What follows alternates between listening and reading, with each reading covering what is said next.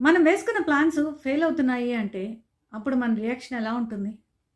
ఎలా ఉంటుంది? మనం ఎలా రియాక్ట్ అవ్వాలి అని తెలుసుకోవాలి అనంటే, ఈ చిన్న లైఫ్ లెసన్‌తో కూడిన కథ వినండి. అనగనగా ఒక పెద్ద నౌక సముద్రంలో ప్రయాణిస్తోంది. అనుకోకుండా ఒక పెద్ద తుఫాను, సునామీ లాంటి తుఫానొచ్చి అందరిని ముంచేసింది.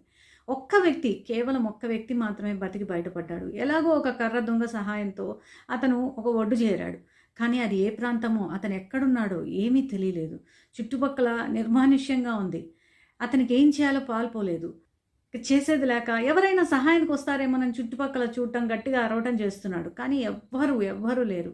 సరే ఇక చేసేదేమీ లేక అక్కడ సముద్రంలో దొరికిన చేపలు, పక్కనే ఉన్న అడవిలో దొరికినటువంటి పండ్లు అలా తింటూ మెల్లగా 1, 2, 3 రోజులు అయిపోయినాయి. కానీ ఒక వారం తిరిగినా కూడా అతని పరిస్థితి ఏమీ మెరుగవ్వలేదు. ఇక తన జీవితం ఇంతేనేమోనని ఆ చుట్టుపక్కల దొరికినటువంటి పండ్లు, ఆ సముద్రంలో దొరికే చేపలు తింటూ కాలం వెళ్ళబూస్తున్నాడు. ఇంతలో ఆ అడవిలోంచి తెచ్చుకున్న చెట్లు, కొమ్మలు వాటిలతో ఒక చిన్న గూడు ఏర్పాటు చేసుకున్నాడు.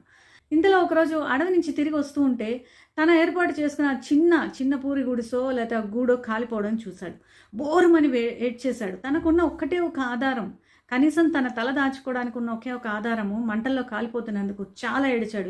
ఏడ్చి సొమ్మసిల్లి పడిపోతాడు. తెల్లవారు లేచి చూసేసరికి ఆ నౌక ఆ ఒడ్డు వరకు వచ్చి అందులోంచి కొందరు వ్యక్తులు దిగి తన వైపుగా రావడం చూస్తారు.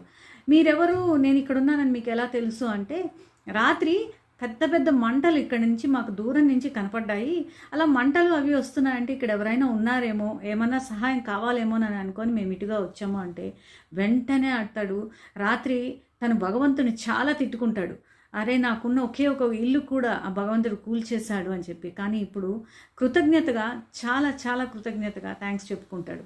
కాబట్టి ఒక్కొక్కసారి మనం వేసుకున్న ప్లాన్ ఫెయిల్ అవుతున్నప్పుడు, ఆ ఫెయిల్ అయిన ప్లాను ఇంకొక మంచి విషయానికి, మంచి మార్గానికి దారి చూపిస్తోంది అని కానీ మనం గుర్తించగలిగితే, అంతకంటే మనశ్శాంతి ఇంకోటి లేదు.